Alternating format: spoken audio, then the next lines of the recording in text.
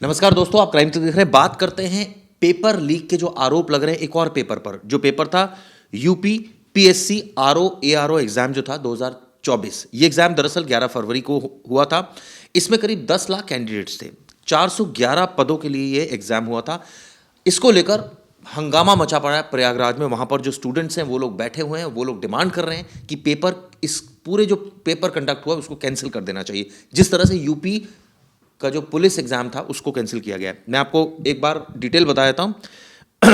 उत्तर प्रदेश लोक सेवा आयोग 11 फरवरी को राज्य में आरओ एआरओ पदों पर भर्ती के लिए जो एग्जाम हुआ था वो आयोजित हुआ था। उसको लेकर अब कहीं ना कहीं सवाल खड़े हो रहे हैं। गोपाल जी, सवाल ये उठता है कि 10 लाख के आसपास कैंडिडेट्स, 2 पालियों में एग्जाम हुआ था, 9:30 बजे से लेकर 11:30 और 2:30 बजे से लेकर 3:30, और आरोप सेम लग रहा है।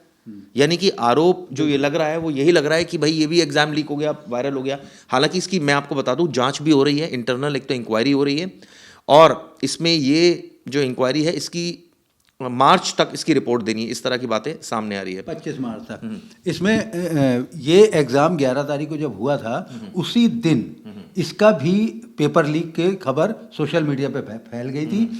तब अथॉरिटी ने उस समय इस बात को इग्नोर कर दिया था, या यूँ कहें कि उसको नज़रअंदाज इसलिए कर दिया क्योंकि कोई उनके पास इंश्योर नहीं था कि हुआ है कि नहीं हुआ है, या वो इस तरह से कॉन्फिडेंट नहीं थे। लेकिन जब ये यूपी पुलिस वाला मामला डेवलप हुआ और उसमें जब एविडेंसेस आ गए, पेपर आ गए, और यूपी पुलिस के मामले में एक्शन लेना पड़ा गवर्नमेंट को, अथॉरिटीज़ को, तब जाके अब इस एग्ज़ाम के बच्चे भी एजिटेट हो गए। उन्होंने प्रयागराज में कल से धरना दिया हुआ है, लखनऊ में भी एजिटेशन हुआ। ये 52 डिस्ट्रिक्ट में इसके एग्ज़ाम्स हुए थे यूपी के, और इसमें 10,69,000 बच्चों ने पार्टिसिपेट किया था।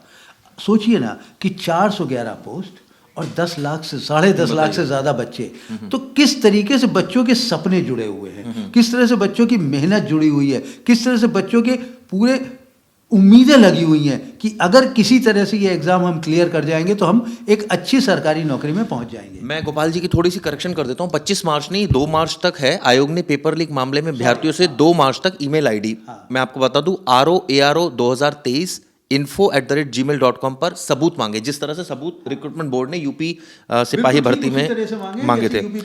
ऐसे में 2 मार्च से पहले आयोग कोई निर्णय नहीं लेने वाला है, इस तरह की खबर है। इस बीच शासन ने भी अपने स्तर पर मामले की जांच शुरू करवा दी और अभ्यर्थियों से नियुक्ति विभाग के ईमेल आईडी secYA@NIC.in पर 27 फरवरी तक पेपर लीक से संबंधित साक्ष्य मांगे।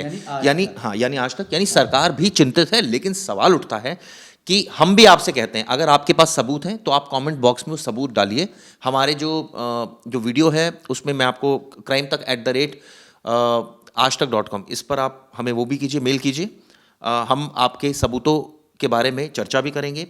सरकार भी इसको लेकर चिंतित है, क्योंकि आप देखिए इतनी बड़ी एग्जामिनेशन हुई थी, करीब 48 लाख लोगों ने ये एग्जाम दिया था, यूपी पुलिस वाला, और उसमें आप देखिए वो भी कैंसिल कर दिया। तो ऐसा नहीं है कि सरकार इसको लेकर चिंतित नहीं है। लेकिन जो सिविल लाइन पत्थर गिरजाघर है वहाँ पर बहुत सारे, इलाहाबाद में, प्रयागराज में, वहाँ बहुत सारे जो अभ्यर्थी वो डटे हुए हैं।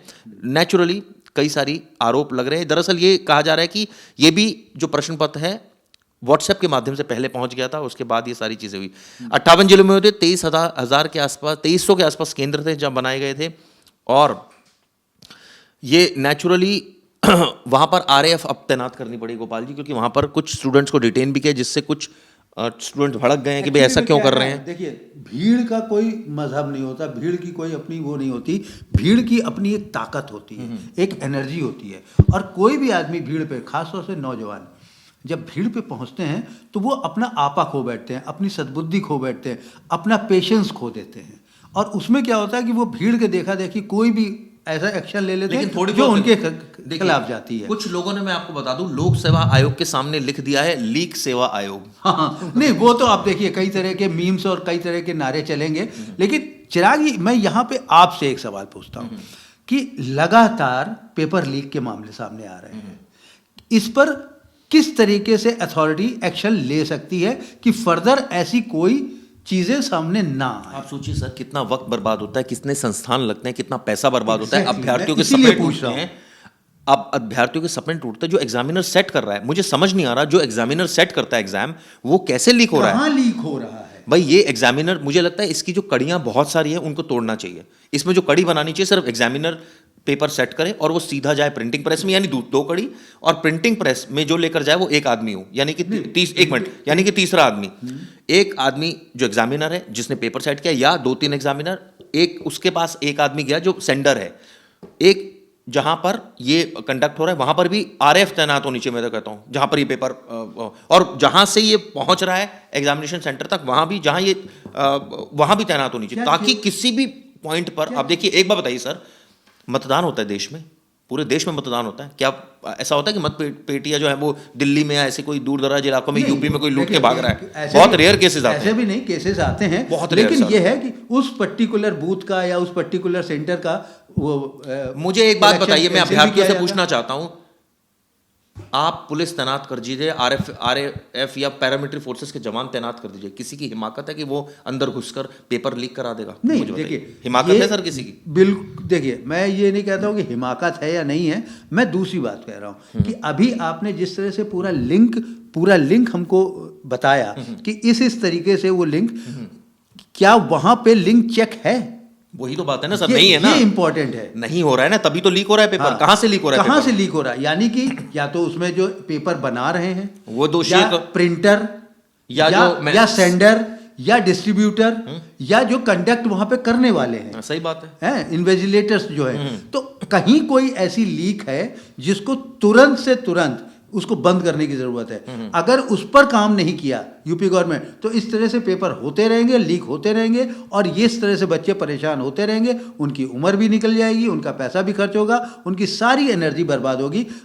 इवन केवल अब एस्पिरेंट की एनर्जी नहीं, बल्कि पूरे सिस्टम की एनर्जी बर्बाद हो रही है इसमें। बिल्कुल ठीक कहा। तो इसमें हमें एनर्जी सेव करने की ज़रूरत है, और इसके लिए गवर्नमेंट को नए तरीके से सारे सिस्टम को चेकआउट करना पड़ेगा, सारी सिस्टम को देखना होगा कि कहाँ पे हम बिल्डिंग कर सकते हैं, कहाँ पे हम जाके गम कर सकते हैं, कहाँ पे जाके हम उसको लगा सकते हैं कि ताकि ये कहीं से भी पास ना हो।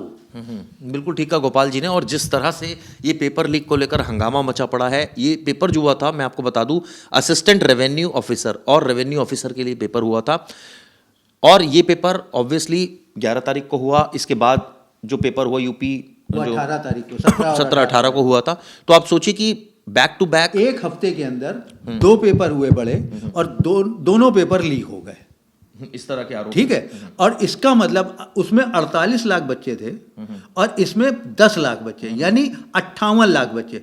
कुल मिला के अगर मोटा मोटा हिसाब लगाए तो 60 लाख बच्चों का भविष्य दांव पर लग गया। 60 लाख छोटी मोटी गिनती नहीं है। और ये 60 लाख बच्चे, सोचिए ना, ये 60 लाख बच्चों की एनर्जी अगर हम सही जगह पे लगा दें तो कितना काम हो सकता है। प्रयागराज में नारे भी लग रहे हैं, प्रयागराज में लगे नारे, पेपर लीक है, सरकार वीक है, इस तरह के नारे लग रहे हैं। कई तरह के नारे लग रहे हैं। जैसे अभी आपने बताया कि लोक सेवा आयोग के सामने लिख दिया गया लीक सेवा आयोग। इस तरह से अभी सोशल मीडिया भरा पड़ा है ऐसे नारों और मीम से। पेपर लीक है, सरकार बिल्कुल वीक है। अब इस समय तो देखिए, बच्चों की ये बात बिल्कुल सही लग रही है कि वाकई में सरकार तो नहीं कहेंगे, लेकिन सिस्टम जरूर कहीं ना कहीं वीक है, जो इस तरह के लीक को रोक नहीं पा रहा है। चलिए, उम्मीद करते हैं जो आरओ भर्ती परीक्षा हुई थी उसको लेकर भी सरकार गंभीरता से जांच करेगी, और कई सबूत अभी ऑब्वियसली ईमेल आईडी पर भेजे हैं अभ्यर्थियों ने। उन सबूतों में अगर सत्यता है तो ये पेपर तुरंत निरस्त होना चाहिए। बिल्कुल इसको, इस पेपर को दोबारा कंडक्ट करना, पुलिस के तर्ज पर ही इसको निरस्त होना चाहिए। उसी तरह से रिकंडक्ट करने का नोटिफिकेशन जारी होना चाहिए। कुछ आरोप भी है जो धरना स्थल पर लोग हैं, उनका कहना है कि बिजली काट दी गई है छात्रों को अंधेरे में नारे लगाने, यानी कि किसी तरह ये प्रोटेस्ट डैमेज हो जाए सरकार का। देखिए, वो है क्या ना, प्रोटेस्ट होगा तो सिस्टम वहां पे उसको अपोज करेगा, पुलिस वहां पे लगेगी। ऐसे में क्या होगा कि केओस मचेगा ही मचेगा। मगर इसमें 2 लोगों का बहुत इंपॉर्टेंट रोल है। एक सिस्टम में जो ऑफिशियल्स हैं उनको फ्रंट पे आके चीज़ों को तुरंत हैंडल करनी चाहिए। और दूसरा, बच्चों को भी पेशेंस रखने की ज़रूरत है। अगर इंक्वायरी चल रही है या उसमें इन्वेस्टिगेशन शुरू हो गई है तो थोड़ा सा पेशेंस रखें। जैसे यूपी पुलिस वाले एग्ज़ाम में सरकार ने फैसला लिया और उसके नोटिफिकेशन दिया, ठीक उसी तरह से हो सकता है कि इसमें भी जल्द कोई फैसला आ जाए। एक और वीडियो वायरल हो रही थी जिसमें एक पुलिसकर्मी बड़ी तेजी से भाग रहा था, एक हाँ, वो बच्चों के पीछे भाग रहा है उसको पकड़ने के लिए, और ये उसको अलग तरीके के मीम में कन्वर्ट करके बताया गया कि देखिए यहाँ पे यूपी पुलिस के लिए दौड़ की भर्ती हो रही है, व्हाटएवर। लेकिन ये सारी चीज़ें तो अब कई तरह के विजुअल्स आएंगे, कई तरह के वीडियोस होंगे, लेकिन हमें उन वीडियो पे अपना ध्यान नहीं भटकाना है। हमारा फोकस जो है वो, चलिए उम्मीद करते हैं कि अभ्यर्थियों को न्याय मिलेगा। और जिस तरह से अभ्यर्थी बैठे हुए हैं, अगर उनकी बात में सत्यता है, जाते जाते मैं बोल रहा हूं, अगर उनकी बात में सत्यता है तो इस पेपर को तुरंत निरस्त कर देना चाहिए। और मैं आपसे सबूत भी मांग रहा हूं, आप सबूत अपने कमेंट बॉक्स में डालिए, हम भी उनको दिखाएंगे और सरकार का ध्यान इस तरफ दिलाएंगे। हालांकि सरकार को ऑलरेडी काफ़ी चीज़ें पता है, जांच इसकी चल रही है, तो उम्मीद पर दुनिया कायम है, मैं यही कहूँगा। धन्यवाद दोस्तों।